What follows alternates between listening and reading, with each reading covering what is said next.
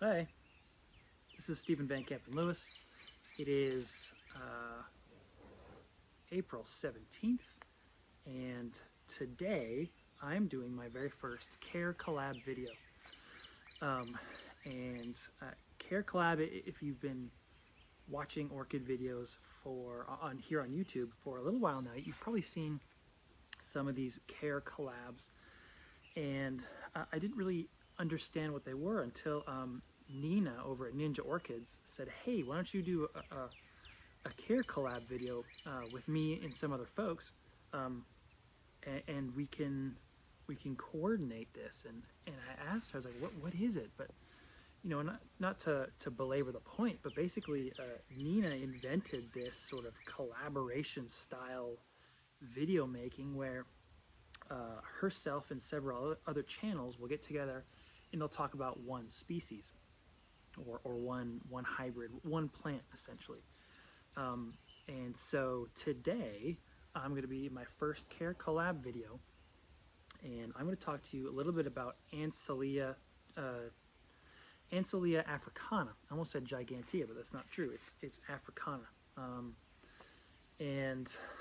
Before I get into that, I want to talk a little bit about a little more about the CARECOLLAB video process itself. And Nina has created this really interesting system where she has bullet points of like how this sort of technique is kind of laid out, and it's really useful. In fact, I have my computer here to make sure that I hit all the points, and it's really cool. So basically, you know, we're all going to talk about the same orchid on the same day, and I'm going to talk about the channels, or at least mention the channels that are participating in this CARECOLLAB. And I'll talk a little bit about the background. I'm not going to get too much into the care because I just made an Ansellia care video, but I'll post a link at the end of the video. And so today's video will be a little bit about care, and I want to compare these two Ansellias, and yes, these are both Ansellia africana, and I'm going to compare and contrast two very different varieties, yet are still the same species. And then talk a little bit about the background of the species itself. And I really want to encourage people to post comments, because this is a group that I really want to know more about. The more I grow them and the more I see what kind of variation can happen within this single species, it makes me really want to know more. So the channels participating in this CARECOLLAB video are obviously myself, Stephen Van Kampen-Lewis. We've also got Teresa's Corner, TD More Than Just Orchids, and of course Ninja Orchids, whose host is Nina, and she's over there in Spain. Although she did used to live here in Texas. She told me, you know, around the same time of the Great Freeze that was pretty horrifying for folks living here. She could understand how that kind of a weather event could really negatively impact the state, because she used to live here. She was up in the Dallas area, which is really interesting. So those are the channels that are involved in this, and for me, since I've done the care video fairly recently, I'm going to kind of gloss over that, and I'll just reference that video at the end of this one.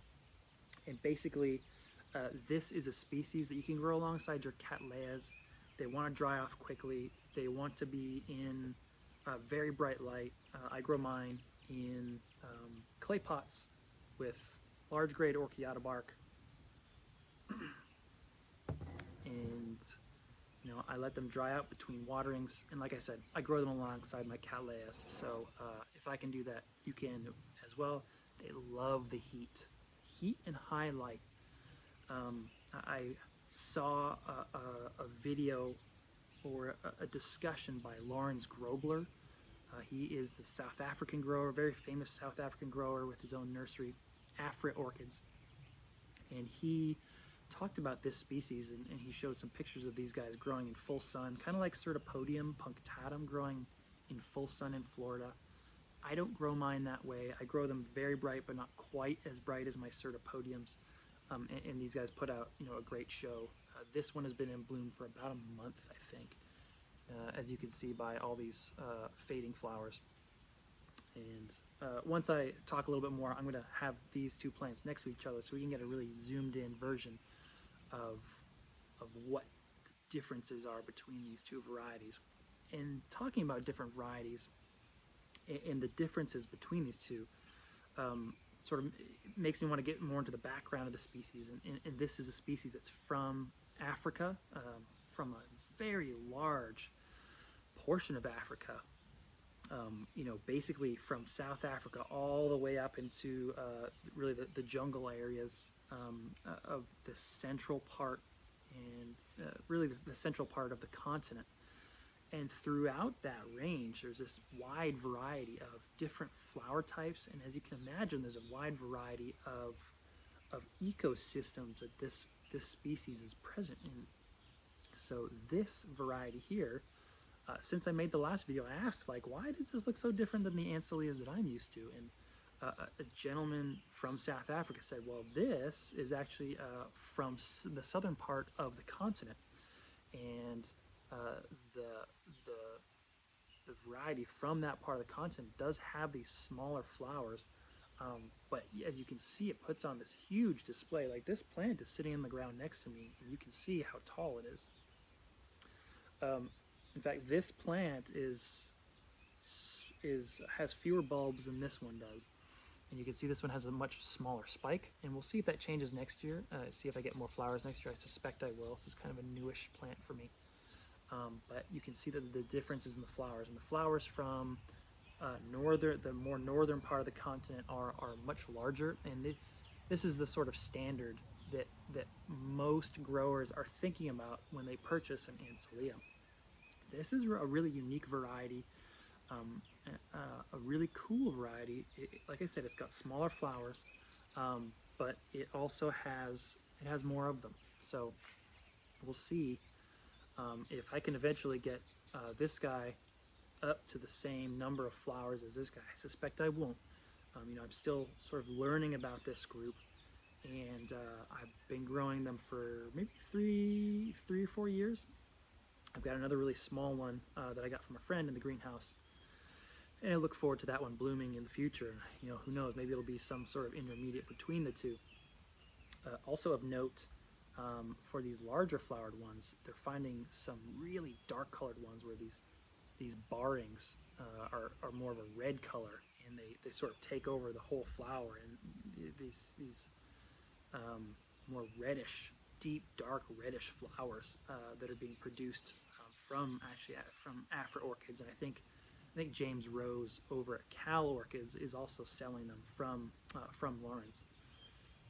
So like I said, I'm not really going to get into the care too much of this video. Nina has asked that we talk about some cultural peculiarities of whatever plant critter that we're talking about in our CARECOLLAB videos. And I haven't found any peculiarities. Like I said, I grow it next to the cattleyas. They want to dry out quickly. They want to be dry between waterings. They want that very bright light, and they do really well with hot temperatures, but they can also take temperatures down to close down to freezing, kind of like cattleyas, as long as the roots are dry. Other than that, it's not a particularly difficult plant to care for that I can tell. My conditions are fairly easy. It's a fairly easy grower, fast grower. I get a bunch of growths every year. So now what I want to do is I want to zoom in on both of these flowers and really compare and contrast them. So as you can imagine, these sort of top-heavy plants can be difficult to wrangle in certain ways, but let me get a zoom-in version of the flowers here. And I want you to notice the differences between these two. I mean the size just jumps out right off the bat, you know. In fact, let me pull off one of these guys so I can have it right next to my other one. You can see the really cool patterns, and then put it right next to this other one. And you can really see the difference. You know, there's obviously a lot of similarities. We've got the sort of dark blotches and barring with a sort of a yellow background. the size differences are really, really noticeable. The plants themselves are fairly similar in that they don't, there isn't really a whole lot to discuss, I guess. You know, they both look kind of like dendrobiums, actually, these tall canes or pseudopodiums.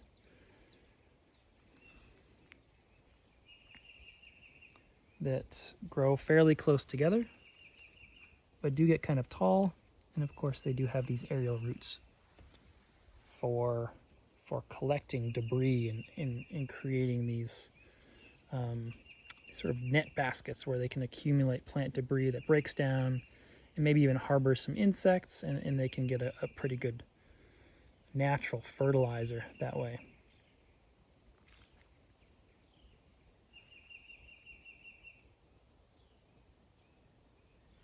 And again, the smaller flowered varieties, it's a month old, it's past its prime. The colors are looking a little faded, a little ruddy, but still very pretty. Anyway, that's my first CARECOLLAB video. I